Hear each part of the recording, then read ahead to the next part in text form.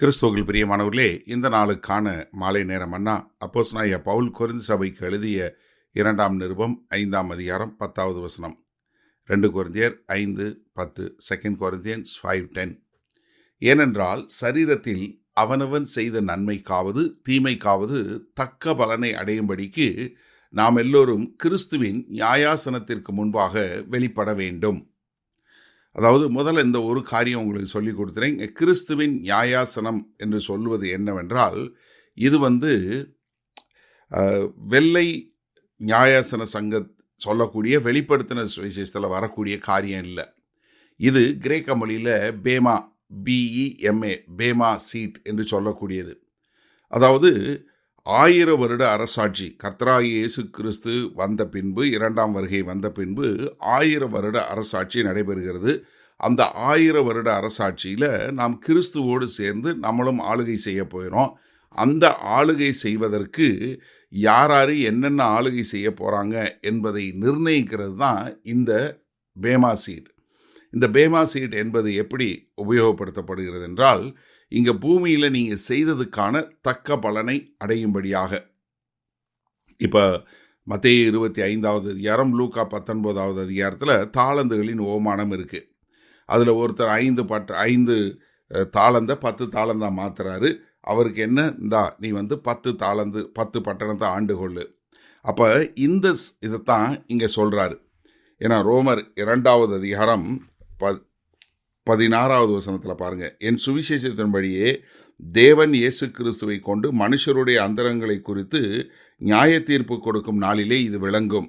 அதே மாதிரி ரோமர் 14வது அதிகாரத்தில் 10வது வசனம் பாருங்கள், இப்படி இருக்க நீ உன் சகோதரனை குற்றவாளி என்று தீர்க்கிறது என்ன? நீ உன் சகோதரனை அற்பமாய் எண்ணுகிறது என்ன? நாம் எல்லோரும் கிறிஸ்துவனுடைய நியாயாசனத்திற்கு முன்பாக நிற்போமே.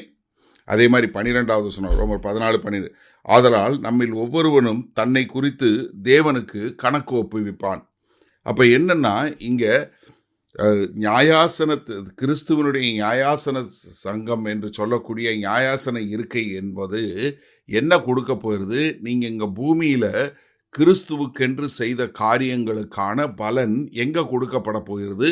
1000 வருட அரசாட்சியில் கொடுக்கப்பட போகிறது. ஆனால் நித்திய ராஜ்யத்தில் நாம் எல்லோரும் ஒரே மாதிரி இருப்போம். இப்போ நீங்கள் ஆளுகை கிறிஸ்துவோடு கூட நாம் ஆளுகை செய்வோம்னு சொல்லக்கூடியது எங்கே? இந்த 1000 வருட அரசாட்சியில் மாத்திரம்தானே ஒழிய நித்திய காலத்தில் நம்ம எல்லாரும் ஒன்றா தான் இருப்போம். கிறிஸ்துவை ஏற்றுக்கொண்டு கிறிஸ்துவுக்கென்று வாழுகிறவர்கள் ஆக்கினை தீர்ப்புக்குள்ளே போக மாட்டாங்க. வெளிப்படுத்தின விசேஷத்தில் உள்ள நியாய தீர்ப்பில் நம்ம யாரும் கலந்து கொள்ள போவதில்லை. ஏன்னா நம்ம கர்த்தராகிய இயேசு கிறிஸ்துவை ஏற்றுக்கொண்டோம். நமக்கு இப்பொழுதே நித்திய வாழ்வு கொடுக்கப்பட்டு விட்டது. நீங்களும் நானும் மரணம் அடைந்தால் நம்ம அடுத்த நிமிஷம் கர்த்தரோடு இருக்க போகிறோம். அதனால் நம்ம எங்கே போக போகிறதில்ல, நியாயாசன தீர்ப்புக்கே போக போகிறதில்ல. ஆனால் நம்ம எங்கே போக போகிறோம்? கிறிஸ்துவனுடைய நியாயாசன தீர்ப்புக்கு போகும்போது நம்ம இங்கே பூமியில் செய்த காரியங்களுக்கு தக்க பலனாக 1000 வருட அரசாட்சியில் கர்த்தரோடு கூட நாமும் சேர்ந்து ஆளுகை செய்யக்கூடிய மக்களா. சரி, இந்த நாளில் இந்த வசனத்தை நம்ம எப்படி எடுத்துக்கொள்வது? அதாவது ஒரு கிறிஸ்தவன் நியாய தீர்ப்புக்கு போவதில்லை என்பதை இன்னும் நிறைய பேர் புரிஞ்சு கொள்வதில்லை. இந்த பேமா சீட் என்று சொல்லக்கூடிய கிறிஸ்துவின் நியாயாசனத்தை ஏற்பது என்னன்னா, அந்த நாட்களில் ரோமருடைய காலங்களில் வாழ்ந்தவர்களுக்கு ரொம்ப அழகாக தெரியும். இன்றைக்கு நம்ம எல்லாருக்கும் தெரியும், இந்த ஒலிம்பிக்ஸ் என்று சொல்லக்கூடியது எங்கே வந்தது? கிரேக்கத்திலிருந்து வந்தது. இன்றைக்கும் கிரீஸ் என்று சொல்லக்கூடிய கிரேக்கத்திலிருந்து தான் நமக்கு ஒலிம்பிக்ஸ் வந்தது. அங்கே இந்த பேமா சீட் என்பதை உபயோகப்படுத்துவாங்க. என்ன? அதாவது இப்போ ஒரு ஓட்டப்பந்தயத்தில் ஓடிட்டு வர்றாங்க. அதில் முதலாவது ஒருத்தர், 2வது ஒருத்தர், 3வது ஒருத்தர்னு சொல்லி பலகை வைத்து அவங்க தலையில் ஒலிவ இதனால் உண்டான ஒரு கிரீடத்தை வைப்பாங்க. அதுக்கு தான் அவங்க உபயோகப்படுத்துகிற பதம் இந்த பேமா சீட் என்று சொல்லக்கூடிய பேமா இருக்கை. அதே தான் இங்கே அப்போஸ்தலனாகிய பவுல் எடுத்து சொல்கிறாரு.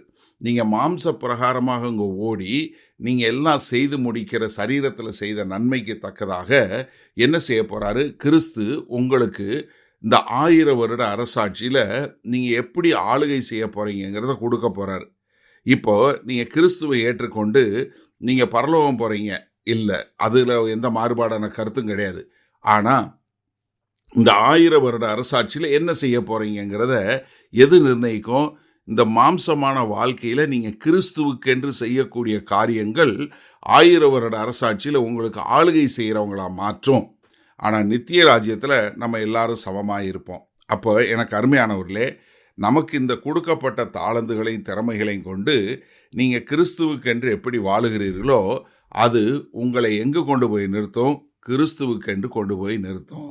அங்கே கிறிஸ்து உங்களுக்கு தக்க பலனை கொடுப்பாரு.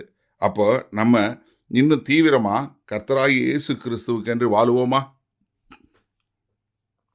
மகா கிருபையும் இரக்கம் நிறைந்த எங்கள் அன்பின் தகப்பனே, இதோ நாங்கள் தெளிவாய் தெரிந்து கொண்டோம்.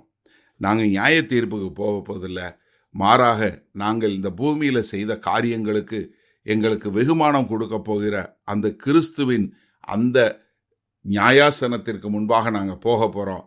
அதனால் நாங்கள் உண்மை உத்தமமாய் வாழ எங்களை ஒப்புக் கொடுக்கிறோம். மீட்பர் இரட்சகருமாகிய இயேசு கிறிஸ்துவின் மூலம் பிதாவே, ஆமேன். கர்த்தர் உங்களை ஆசீர்வதிப்பாராக.